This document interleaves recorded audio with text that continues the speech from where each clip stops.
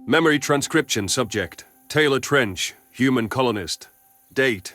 Standardized human time. March 16th, 2160. The sunlight from above compounded my headache as I tried to think of what I'd say to Gress. Each step against sandy ground felt as though there was nothing beneath my feet, and the bones holding me upright felt like nothing substantive at all. What I knew was that the Krev had never given us a break before, so this would be a singular occasion if they did demonstrate they cared about our lives at all.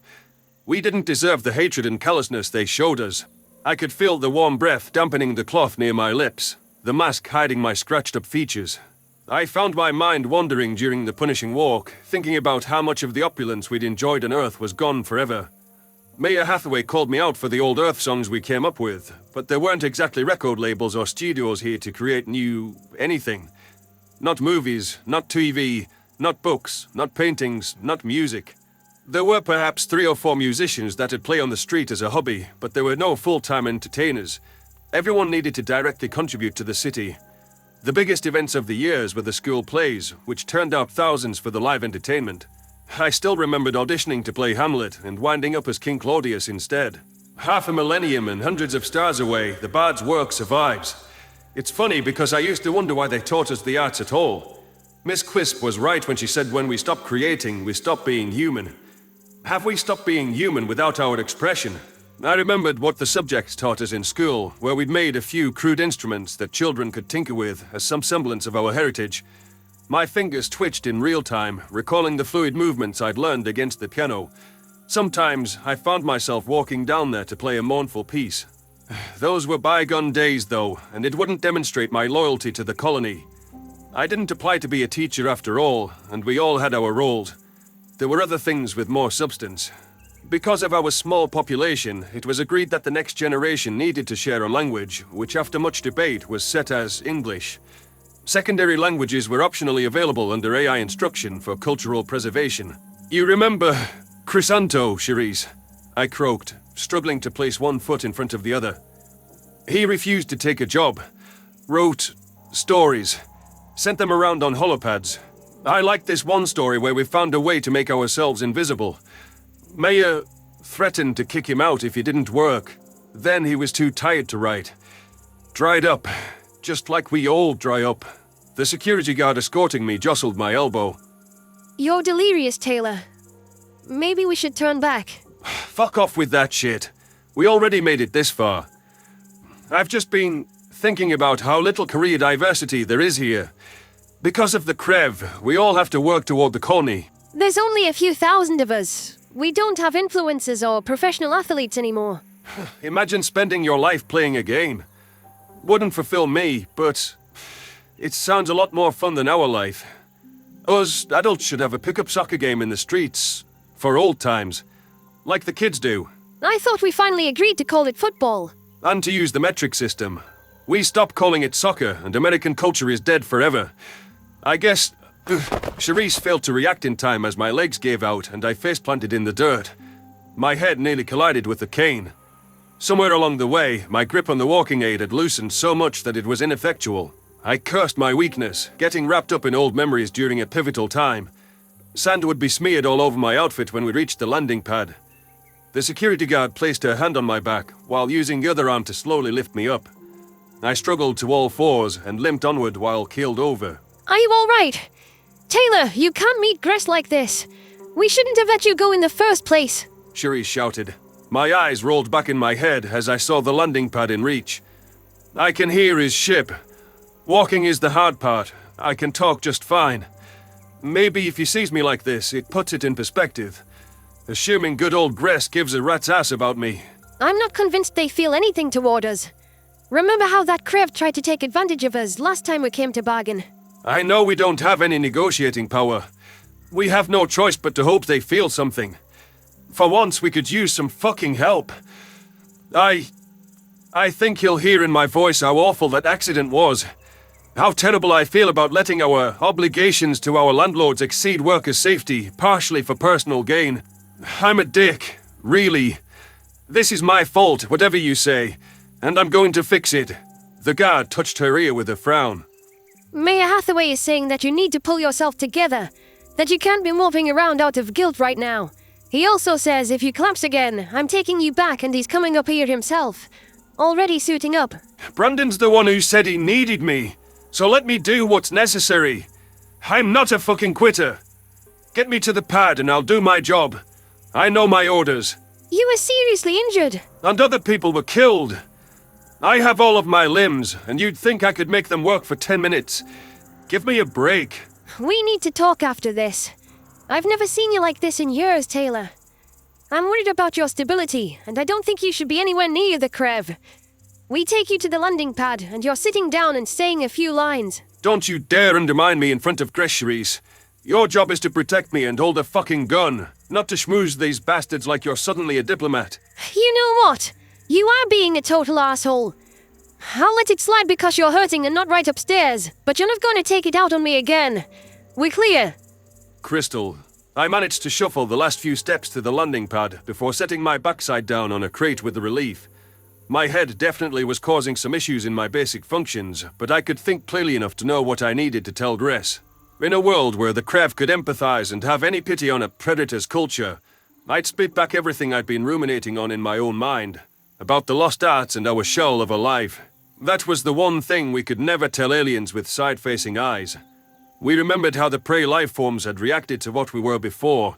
There wasn't much I knew about the Krev Consortium, other than we had some vague notion that it was a collection of the Krev and 5 other species. Conveniently, all prey. Why are we the only ones so unlucky to have our eyes in this position? Why did it have to matter so much that the entire Federation couldn't bear to look at us? These masks are hiding that we are monsters. Repugnant monsters to everyone up in the stars. And I thought back to the wounded human faces in the infirmary, bearing wounds, hiding all of the tumultuous emotions that coursed through my own blood. Some of the binocular eyes that I knew from our small settlement were closed forever because of the accident, and I couldn't forget that. I couldn't unsee the mental images, even the ones that I hadn't laid eyes on myself. Friends and colleagues, the last of our near-extinct species, the last hope for the Homo sapiens lineage to continue. All we built turned to dust eventually, no matter how we struggled. I sped along our society crumbling and ruined our final chance at staving off extinction. Nobody could tell me otherwise. Nobody could convince me that I didn't deserve the wounds I was bearing right now. I had to convince Gress, and I'd do it by any means necessary. We couldn't get evicted from our home by aliens again. The Krev vessel touched down, as I'd watched it do so many times, with graceful engines that were left running for our rent collector's quick getaway. The green-scaled mammal marched down the landing ramp like he owned this entire world, which as far as his kind were concerned, he did. I curled my lip beneath my mask at the sight of his lashing tail. I wanted to wring my hands around his neck and make him pay for all the guilt that was eating me up. Instead, I just watched as he spotted us and stalked over to our position with disdain. Did you not know I was coming? Why are all the supply crates not waiting again after you're all quite tardy? The Krev spat. I inhaled sharply. Hello, Gress. I'd stand up to greet you, but I'm afraid I'm not quite well. I've been advised by our medical staff not to be here, actually. Yet I thought it was too important for me to try to smooth things over with you, not to show up. You do not look well. You look as though you can hardly sit up, Taylor. If I didn't recognize your voice, I wouldn't know it's you. I'll understand if you were to require a different representative for the handoff, and I hope that your medical issues clear up. That doesn't change my demands for the supplies. I threw my hands up in the air, looking defeated. I'll level with you. But please, let me explain before you say anything. The supplies aren't coming. I was overseeing our mining operations to ensure that everything was on schedule and we generated what you needed. We pushed ourselves too far. There was an accident. I sustained a head injury when I was nearly buried alive. Others died. We can't get your ore. Not for a long time with our drill in tatters and our workforce eviscerated. I have no choice but to plead for mercy. I see. There was a brief hint of something in his eyes which resembled sympathy. It was never the Krev's wishes for any lives to be lost. I am sorry for what happened to you. By the sound of what I'm hearing coming from your mouth, you wish for us to let you stay for free because of your misfortune. This is after we haven't wanted you on our world for a long time. I know that, but the accident happened. It was out of our control, or we would have given you everything. We need any mercy, no matter how granular. It doesn't have to be free. We could do something else. Anything else, as long as we can fit it or labor on it below ground. We just need time to repair the drill and we can resume regular payments. We could renegotiate so it could be beneficial over the long run. The long run? How does that suit our purposes at all when what we want is your departure in motion? These payments haven't been cutting the trouble you humans are for a long time. You are intruders in our space, and you always have been. I know you feel that way.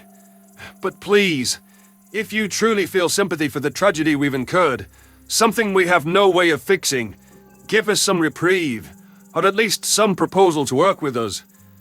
Don't throw grieving families out, some with children, from the only homes they've ever known because one thing went wrong with our deal in 20 years. You might think we're trouble, and think these masks make us untrustworthy because of our cultural differences, but we've always met our pact before now. We're just trying to make a living. A life.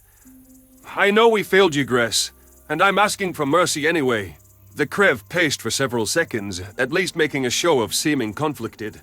Cherise's body language relaxed slightly, reflecting some hope that my plea might have gotten through to the snippy Gress. I wasn't going to set any unrealistic expectations, since our overlords hadn't ever shown us emotional consideration before.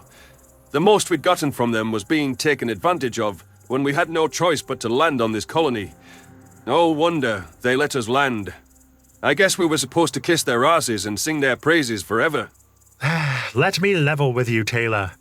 I'm sorry about what happened with your people, but I have orders to see you removed within the year, or I'm fired. Which would be fine by me, frankly, since I never wanted this posting.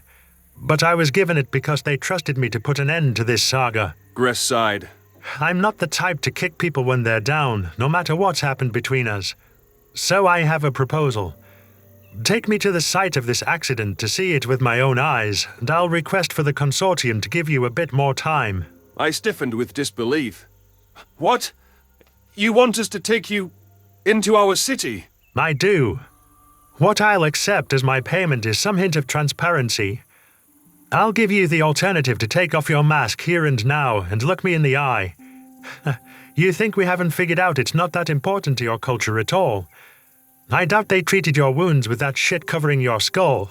You don't know what you're talking about. Obviously there's special circumstances, but we don't show our faces. It would be a disgrace. If that's true, then what's the issue with taking me through your settlement to the mines? I want to know something real about you people. To see how you live and see what happened, so I can make my own judgment on whether you deserve mercy. Take me to the accident, or I'll carry out my government's will. Your choice. Cherise tightened her fingers on her rifle. That's not possible, Gress. We don't like outsiders seeing our private lives. Then I have no reason to help you people. You have... Wait, I interjected. Maybe we can arrange something.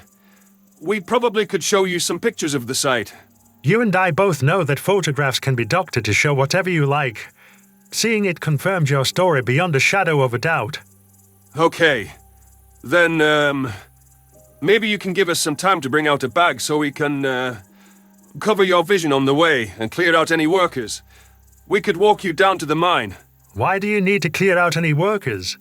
Because you don't actually wear those goofy outfits down in your cities and you just hide yourselves from us.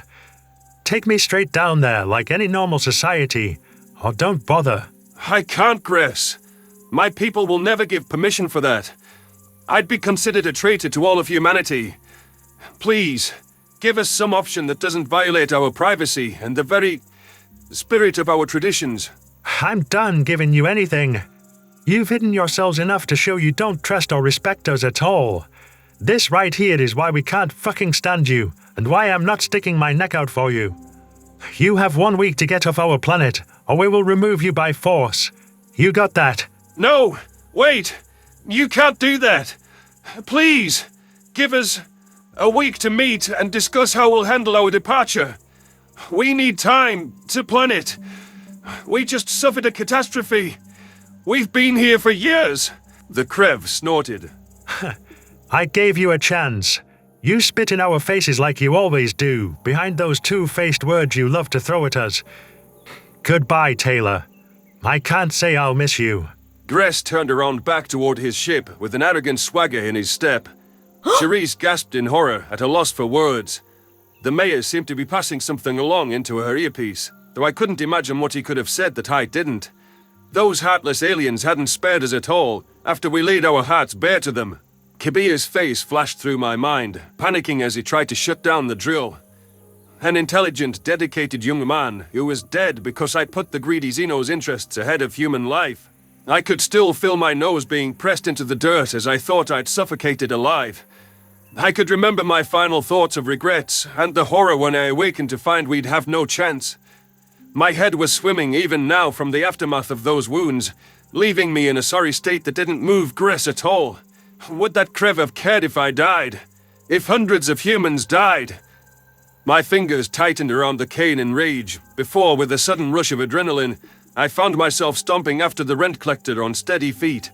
I swung the walking aid back, and before Charisse could react, I clobbered it against the back of his skull. The Krev emitted a startled shriek, which cut off as he crumpled into an unconscious ball.